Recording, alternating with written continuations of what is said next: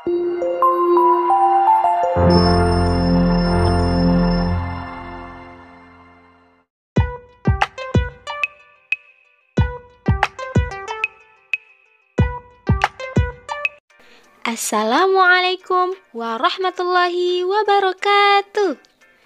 Apa kabar semuanya anak-anak pintar? Semoga kita semua selalu sehat dan dalam lindungan Allah Subhanahu wa Ta'ala. Pada kali ini kita akan mempelajari tentang sumber daya alam. Sebelumnya mungkin kita pernah mendengar kata sumber daya alam. Lalu, apa sih sumber daya alam itu?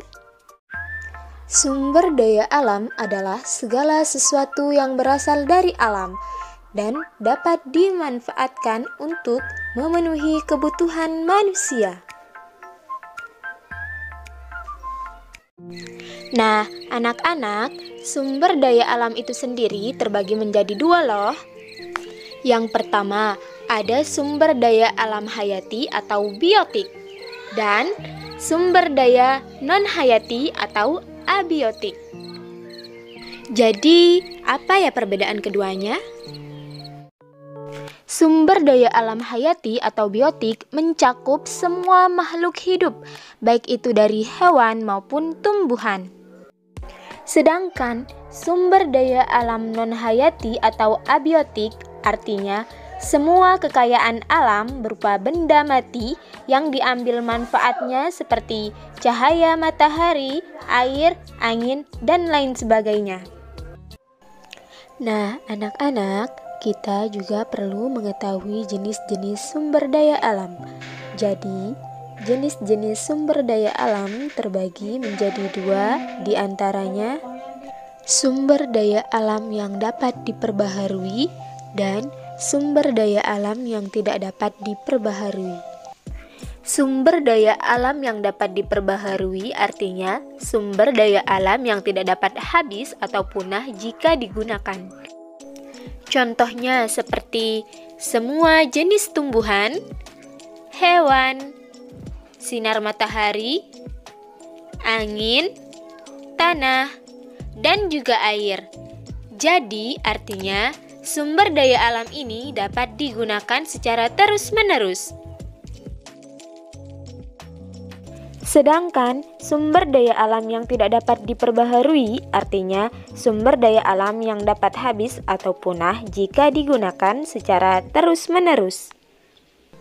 Contohnya, hasil tambang seperti minyak bumi, emas, perak, dan lain sebagainya. Nah, anak-anak, kita juga perlu mengetahui manfaat dari sumber daya alam itu sendiri. Di sini kita akan membahas tentang manfaat dari sumber daya alam yang dapat diperbaharui terlebih dahulu. Manfaat dari sumber daya alam yang pertama yaitu sebagai bahan makanan. Misalnya, ada tumbuhan seperti padi, jagung, singkong, dan sebagainya merupakan sumber karbohidrat. Kemudian contohnya pada hewan, misalnya sapi, dapat dimanfaatkan dagingnya maupun susunya, atau pada unggas kita dapat memanfaatkan telurnya. Manfaat selanjutnya yaitu sebagai tenaga pembangkit listrik, misalnya cahaya matahari dengan sistem sel surya, angin, uap, air, itu dapat digunakan atau dijadikan sebagai bahan baku pembangkit listrik. Selanjutnya digunakan sebagai bahan untuk obat atau kosmetik, misalnya jahe, daun sirih, cangkang binatang laut, dan sebagainya. Yang terakhir yaitu sebagai bahan pembuatan pakaian, contohnya kapas. Kapas merupakan serat alami yang diambil dari tumbuhan kapas dan dijadikan sebagai bahan baku pembuatan pakaian. Adapun manfaat dari sumber daya alam yang tidak dapat diperbaharui yaitu sebagai bahan bakar minyak bumi.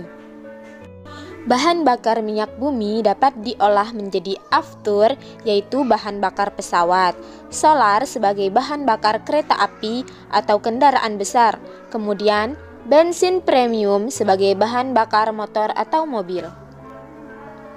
Selanjutnya sebagai bahan pembuat peralatan misalnya besi, tembaga, nikel, logam yang digunakan untuk membuat peralatan baik peralatan rumah tangga atau bahan baku kendaraan.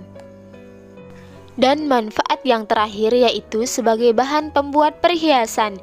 Contohnya emas, perak, berlian yang nilainya sangat berharga.